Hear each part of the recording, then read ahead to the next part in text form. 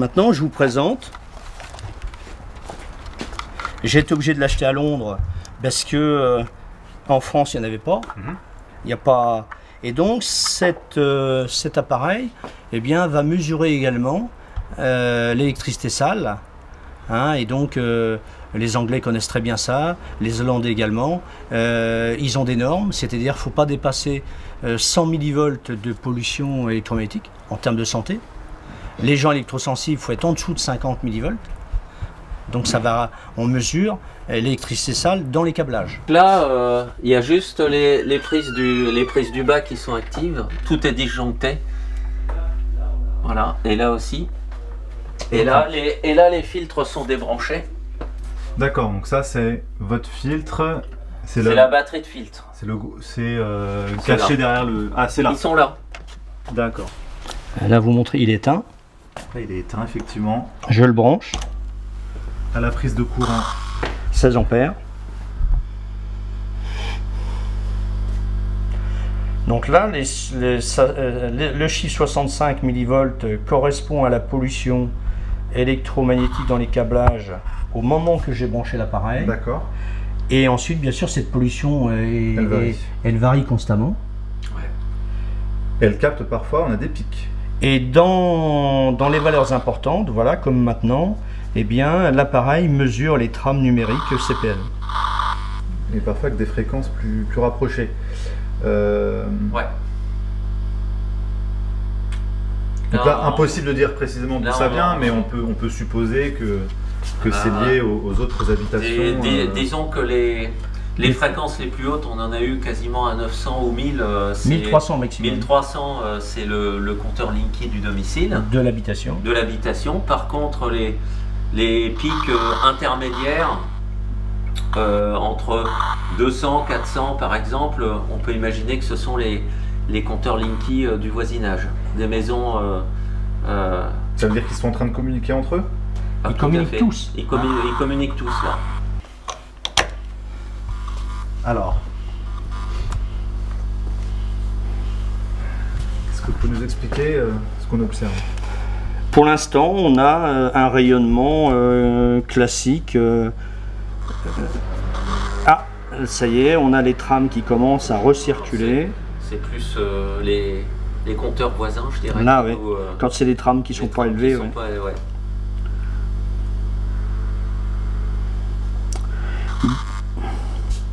Voilà, dans le rapport CSTB, ils disent que quand c'est des trames moyennes des voisins, c'est facteur 2.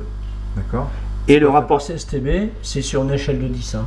Et le rapport CSTB, il dit quand c'est les trames numériques du Linky de l'habitation, c'est facteur 8. Ça correspond à quoi les facteurs? Bah, ils ont fait une échelle. Hein. Ils ont fait une échelle de... Facteur 8 est nocif pour la santé, et facteur 2... Bah, plus on descend, moins c'est nocif, et moins on a des rayonnements. Quoi. Multiprise derrière la tête. Ah. Là, ça que... Alors là, l'aspirateur, là, dans ce cas-là, mais là on est sur une constante de pollution, 1350 millivolts. D'accord. Et les trames Linky vont se rajouter à cette pollution de l'aspirateur. Mais on reste sur une pollution de 50 Hz. Puisque votre aspirateur, il fonctionne sous 220 volts, 50 Hz. D'accord. Alors que les trames que vous voyez, c'est des trames numériques avec une fréquence de 90 600 Hz. Alors du coup, je vais brancher les filtres. Alors on pourrait très bien en mettre dans l'expérience un en premier, un deuxième et un troisième, ouais. Parce que les trois vont avoir beaucoup plus d'efficacité qu'un seul. Ce sont les mêmes, ouais. Ils sont montés alors, tu vas en mettre un. On peut en mettre un en série. Là on est à l'entrée du câble électrique principal. Ça tourne autour des valeurs qu'on a depuis voilà, tout à l'heure. Voilà. Entre 50 et 60 millivolts. Très bien. Par contre, faut qu'on attende les trames là. Ouais. Alors pourquoi on doit attendre les trames là? Puisque le rapport CSTB indique bien que les trames Linky des voisins rentrent dans votre habitation. Donc ça y est, on a des trames. Voilà, les trames, voilà. Alors, on va mettre un premier filtre. Un premier filtre. Un filtre. Hop. Alors au départ, regardez bien, vous aviez 55 millivolts de pollution, on descend à 25. On descend à 25. C'est descendu à 25. Là, pour l'instant, on n'a pas de tramline qui, pour l'instant. Ouais. En tout cas, c'est stable à 25, alors que tout à l'heure, c'était autour de 60. C'est ça. Voilà. Donc ça veut dire que ce qui sort de cette multiprise a été filtré Voilà. Tout simplement. par cet appareil dès son branchement. Est-ce que tu peux brancher un deuxième filtre? Oui. Allez, c'est parti. On va brancher un deuxième filtre. Et voilà. Hop. Donc le deuxième. Regardez. Au départ, on avait 55 millivolts. Maintenant, on a 19. On descend à 19. 18. On était stable autour de 25-30. Maintenant, ça descend autour de 17-18 avec des petits pics. Et on là, remarque pour l'instant plus de trame et de perception sonore. Ouais. Voilà. Et mets le troisième. On va mettre le troisième. C'est pour encore plus d'efficacité, c'est ça? Ah oui. Ah ben là, quand vous avez 15 millivolts, c'est royal. Ah, ouais. Ah oui, oui, oui. Ah bah oui. Bah oui, ça veut dire 15 qui rayonne. Et ben ça veut dire ça veut dire que là j'ai que 15 millivolts de pollution électromagnétique dans les câblages de la maison. Ça veut dire beaucoup moins de rayonnement autour des câblages. D'accord. Globalement, ouais. Partout dans la maison. Partout dans la maison. Partout, parce qu'on est en entrée. Si il n'y avait pas de filtre, on aurait 55 millivolts. Oui, c'est ce qu'on a filmé auparavant. Voilà, de pollution envoyée dans tous les câblages. Là, ça fait quoi, une minute qu'on filme, toujours pas de trame de pic. Regardez, on est à 15. Donc en fait, ça ne change rien.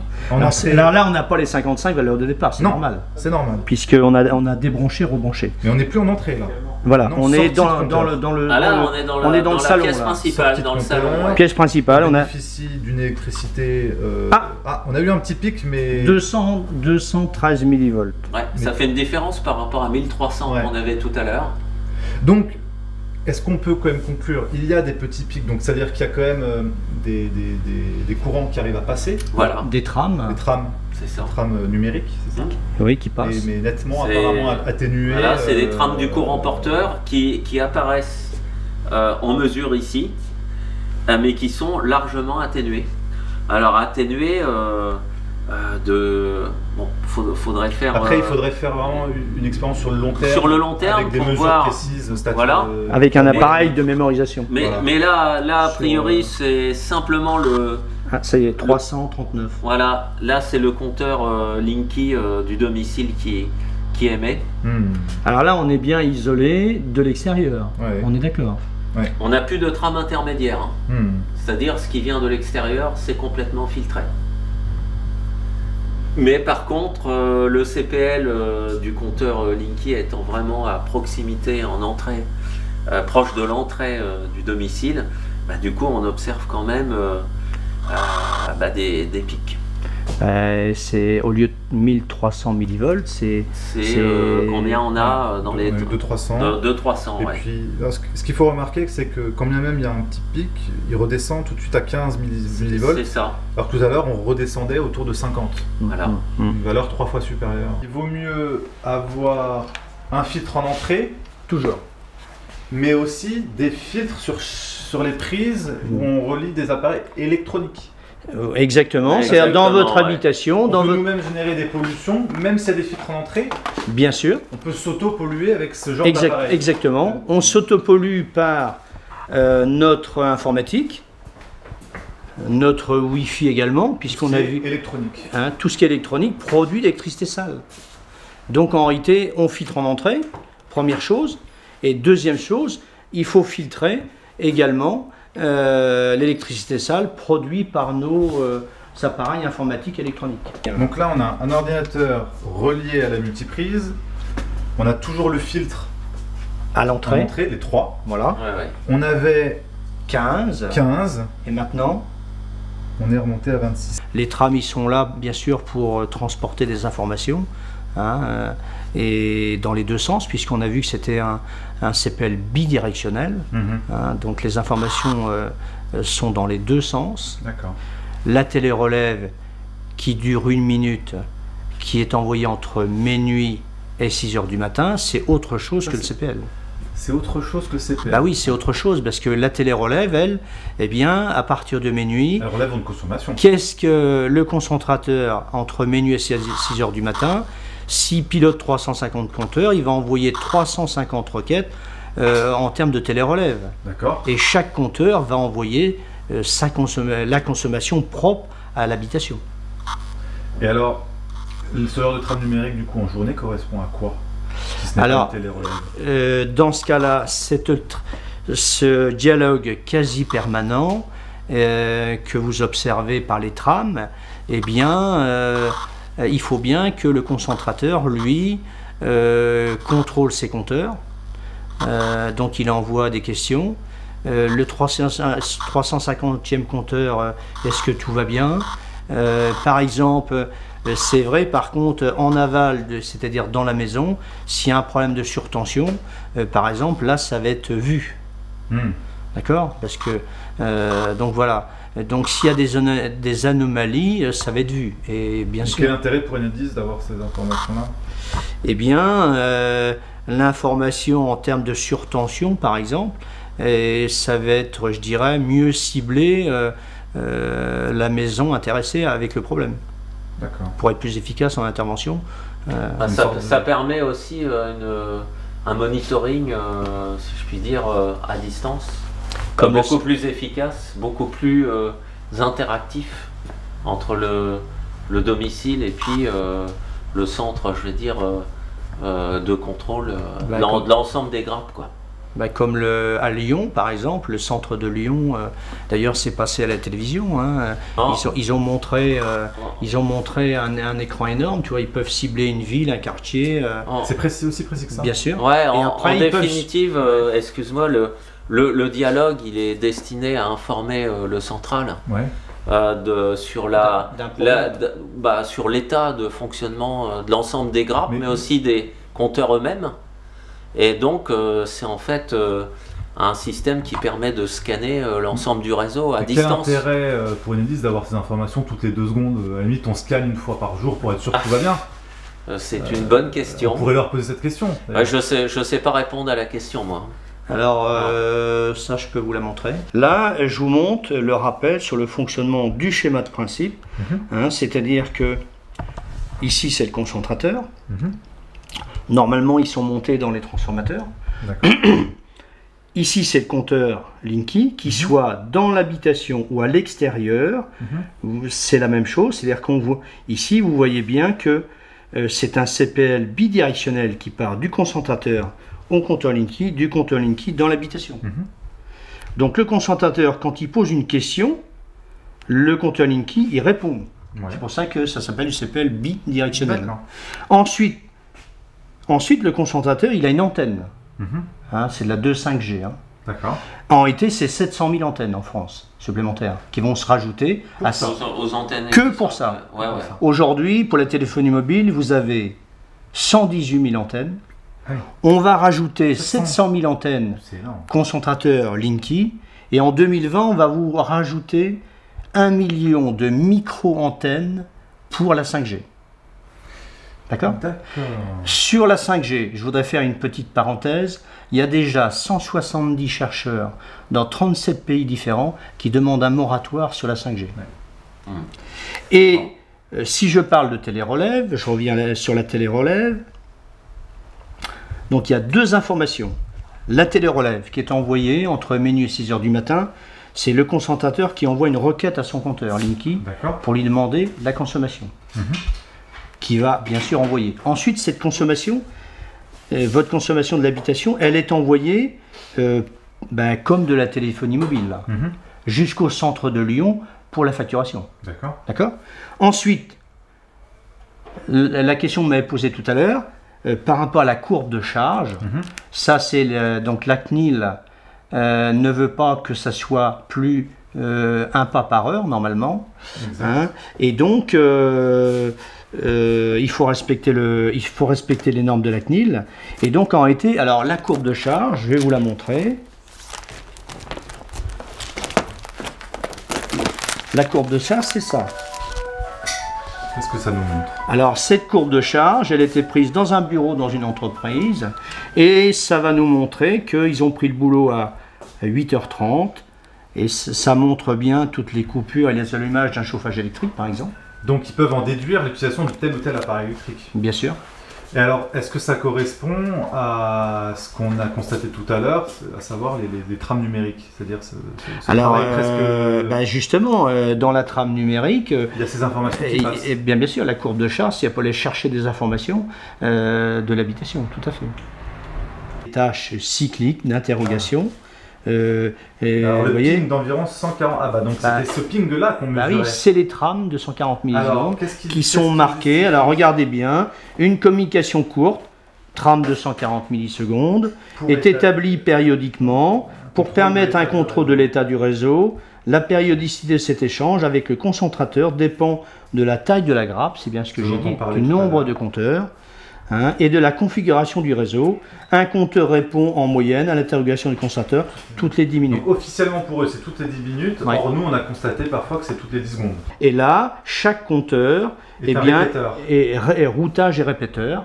Et il faut bien qu'il répète et qu'il redonne l'information dans les deux sens. D'accord. Vous voyez ? En réalité, je dirais que le fonctionnement du Linky, vous pouvez le trouver dans le rapport du CSTB. Tout est transparent. Exactement. Ah bah il est regardez, ce rapport-là. Et vous pouvez le trouver sur Internet. Hein. Ah bah oui. Et regardez, les 700 000 postes de... Les concentrateurs, c'est ça, 700 000, tu vois, vous voyez. Regardez, 700 000 concentrateurs. Donc on a bien une pollution, je dirais, électromagnétique dans l'habitation, puisqu'on ne doit pas injecter un CPL dans des câblages non blindés et non conformes en termes de fréquence. Et ensuite, la deuxième pollution, c'est bien semblable à la téléphonie mobile, du concentrateur vers le centre de Lyon. C'est un peu comme un réseau informatique, si je fais cette analogie, ce qu'on appelle le peer-to-peer, de point à point. Bah oui, on peut considérer le Linky comme un mini-ordinateur avec sa carte embarquée qui va être relié de point à point à un autre Linky et ainsi de suite. Et ils communiquent entre eux jusqu'à ce que la grappe, l'ensemble de la grappe soit informé et informe le concentrateur. Et regardez, maintenant, votre compteur Linky. Votre compteur Linky, il devrait être posé sur ce support, puisque regardez ici, les normes CKELEC, et bien depuis le 01/04/2011, ERDF interdit la planche en bois. Donc ERDF a interdit la planche en bois. Pourquoi? Pour des questions de sécurité et d'incendie. Et qu'est-ce que c'est que cette planche en bois? Bah, c'est celle que vous avez vu en filmant là où est installé mon compteur. Normalement, voilà, théoriquement, on devrait poser depuis 2011, ERDF interdit la planche en bois. C'est eux. C'est une norme de chez eux. Qui ne respecte pas. Qui ne respecte pas. Regardez, la norme, elle est là. Aspect réglementaire. La norme 13006A. Et donc, on vous dit, ils permettent la fixation d'un compteur électronique d'énergie monophasée type CBE, c'est le compteur électronique avant Linky. D'accord.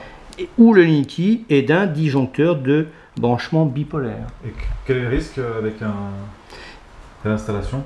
Eh bien, aujourd'hui, donc je dis bien, ce support est un support pré-câblé, isolant, et présente plus de sécurité qu'une planche en bois en termes d'incendie. Alors, ça peut expliquer le nombre croissant de gens qui se plaignent d'incendie de leur compteur électrique du Linky. Alors, vous avez un cabinet d'experts à Paris qui nous a expliqué que, bien sûr, les problèmes d'incendie, il y a plusieurs raisons. Un problème de compteur, une mauvaise pose, la phase et le neutre qui ne sont pas serrés au tournevis dynamométrique, une inversion entre la phase et le neutre. Enfin, il y a beaucoup de raisons possibles. Oui, c'est exact. Donc les poses un peu sauvages et rapides qui sont un petit peu préconisées par Enedis pour aller vite, c'est exact. Mauvaise pose. Ouais, parce que hier j'ai rencontré un électricien qui travaille dans une entreprise qui est certifié et il refuse la pose parce que les poseurs n'ont pas un certain niveau de compétence. Vous avez des gens qui refusent à cause de ça, c'est exact.